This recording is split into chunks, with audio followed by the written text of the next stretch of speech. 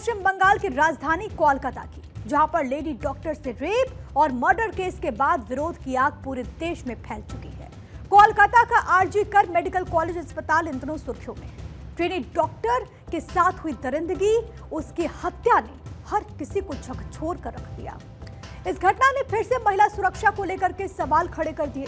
इसके साथ ही डॉक्टर्स का विरोध प्रदर्शन भी लगातार जारी है। देश भर में जगह जगह प्रदर्शन हो रहे हैं, प्रोटेस्ट की तस्वीरें आ रही हैं। दिल्ली से लेकर मुंबई और कोलकाता में प्रदर्शनकारियों ने कैंडल मार्च निकाला। पूरे देश के रेजिडेंट डॉक्टर हड़ताल पर चले गए। ट्रेनी डॉक्टर की हत्या ने लोगों को गुस्से से भर दिया। सीबीआई जांच की मांग इस वक्त आम जनता, ये रेजिडेंट डॉक्टर्स कर रहे हैं। आज पश्चिम बंगाल की CM Mamata Banerjee lady doctor के घर पहुंची, पीड़ित परिवार से मुलाकात की। ममता ने मृत डॉक्टर के माता पिता और परिवार के सदस्यों से बात की। ममता बनर्जी ने कहा कि 18 अगस्त तक पुलिस केस सॉल्व नहीं कर पाई तो जांच सीबीआई को सौंप देंगे। हालांकि सीबीआई का सक्सेस रेट काफी कम है, केस फास्ट ट्रैक कोर्ट में भी चलना चाहिए। वहीं रेजिडेंट डॉक्टर्स के भारी दबाव के बाद आरजी कर मेडिकल कॉलेज और अस्पताल के प्रिंसिपल प्रोफेसर संदीप घोष ने अपने पद से इस्तीफा दे दिया। संदीप घोष ने कहा है, ट्रेनी डॉक्टर मेरी बेटी की तरह थी। सोशल मीडिया पर मेरी बदनामी हो रही है। मैं नहीं चाहता कि कभी किसी और के साथ ऐसा, इसीलिए मैंने इस्तीफा देने का फैसला किया। आज राष्ट्रीय महिला आयोग की 2 सदस्यीय टीम कोलकाता पहुंची। डेलिना खोंगडुक के नेतृत्व में यह टीम मामले की जांच कर रहे अधिकारियों से बात करने के लिए एयरपोर्ट से सीधे कोलकाता पुलिस मुख्यालय पहुंच गई। इस केस में एक बहुत अहम, बहुत बड़ा खुलासा यह है कि लेडी डॉक्टर की हत्या से पहले की रात का व्हाट्सएप चैट सामने आया।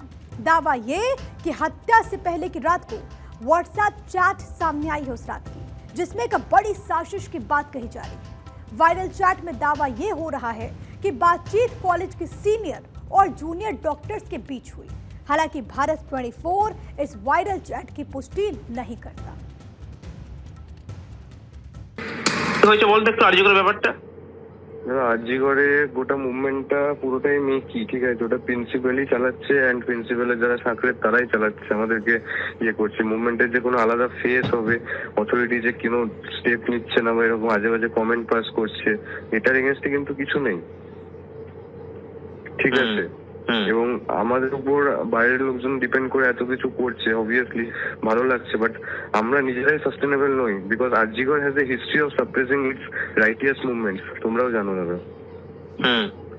এন্ড এখানে কালকে একটা ভিডিও এসেছিল যে একটা সিভিক ভলেন্টিয়ারকে অ্যারেস্ট করেছে, ওটা একটা স্কেপগোট ছিল। ওটার সঙ্গে সঙ্গে আমরা হুইসেল ব্লো করেছি, বাট অথরিটি চেয়েছিল যে হ্যাঁ ওটাতে আমরা ভুলে যাব, কিন্তু ওরা তো জানে না যে অ্যাটলিস্ট সেইটুকু আই কিন্তু আছে যে মানুষ বুঝতে পারবে ওটা ওর পক্ষে করা সম্ভব কিনা। যে পোস্টমর্টম রিপোর্টে যেরকম ইনজুরিজ আছে দিদির, হ্যাঁ তাতে দাদা একজনের কাজ তো নয়, মিনিমাম 2 বা 3 জন। तो पश्चिम बंगाल बीजेपी के नेता और पूर्व सांसद लॉकेट चटर्जी ने टीएमसी पर सवाल उठाए, निष्पक्ष जांच की मांग की। साथ ही ये भी कहा कि कथित वायरल वीडियो की सच्चाई क्या है वो भी सामने आनी चाहिए।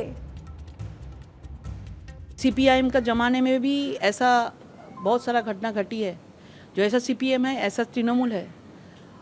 और जो पुलिस का जो हम लोग इंक्वायरी देखा कि इन्होंने अचानक फ़ोन करके बोल दिया ये सुसाइड है, ये किसी को मालूम नहीं है। हम लोग चाहते हैं कि अंदर में क्या है, क्योंकि एक ऑडियो वायरल हुआ है, वही ऑडियो में बोल रहा है कि कोई डॉक्टर ने कोई बोलने बहुत सारा लोग जुड़े हुए हैं और कोई प्रभावशाली लोग भी इसमें जुड़े हैं। तो कौन किसके ऊपर ये बोल रहा है? क्योंकि वो बोल रहे हैं हम लोग जानते हैं, इसका पूरा जांच होना चाहिए, हम लोग ऐसे इसको छोड़ेंगे नहीं। कहते हैं कि अपराधी कितना भी शातिर क्यों ना हो, वो कोई ना कोई ऐसा सबूत छोड़ ही देता है जिससे उसका बचना लगभग नामुमकिन होता है। इस केस में भी कुछ ऐसा ही सुराग मिला जिससे आरोपी को सलाखों के पीछे जाना तय माना जा रहा है। 9 अगस्त की सुबह आरजी कर मेडिकल कॉलेज और अस्पताल के सेमिनार हॉल में ट्रेनी डॉक्टर का शव मिला था। पुलिस ने आरोपी संजय रॉय को हिरासत में लेकर पूछताछ की तो उसने रेप और हत्या की बात कबूल की। फिलहाल आरोपी 14 दिन की पुलिस कस्टडी में है। संजय हॉस्पिटल में पुलिस की मदद के लिए सिविक वॉलंटियर के तौर पर काम करता था। उसका हॉस्पिटल के ज्यादातर डिपार्टमेंट में आना जाना भी था। पुलिस को बड़ी सफलता तब हाथ लगी जब पीड़िता के नाखूनों में मिली स्किन और ब्लड की जांच हुई। जांच में पाया गया कि खून और स्किन आरोपी संजय रॉय के ही है। महिला ने आरोपी से बचने के लिए अपनी पूरी ताकत लगा दी। इसी दौरान आरोपी के हाथों पर गहरी चोट और खरोंचे आ गए, जो इस केस में एक बड़ी लीड साबित हुई। पोस्टमार्टम रिपोर्ट में कहा गया कि मौत गला घोंटने और गला दबाने के कारण हुई। क्राइम सीन पर पुलिस को एक ब्लूटूथ हेडफोन भी मिला। इस ब्लूटूथ हेडफोन की वजह से पुलिस आरोपी तक पहुंचने में सफल रही। दरअसल ब्लूटूथ हेडफोन आरोपी का था। इस मामले में उसके खिलाफ मुख्य सबूत भी यही बन गया। इसके अलावा सीसीटीवी फुटेज में भी घटना के वक्त की टाइमिंग का पता चला है। पीड़िता के चेहरे, आंखों से लेकर गर्दन तक चोट के निशान हैं। आरोपी पहले अपने घर लौटा, फिर सो गया। बहुत ही ज़्यादा दुखद घटना, जिसमें एक 31 साल की महिला डॉक्टर जिसका रेप और मर्डर हुआ बस, और हॉस्पिटल के अंदर जहां वो काम कर रही थी, उसके काम करने की जगह पर।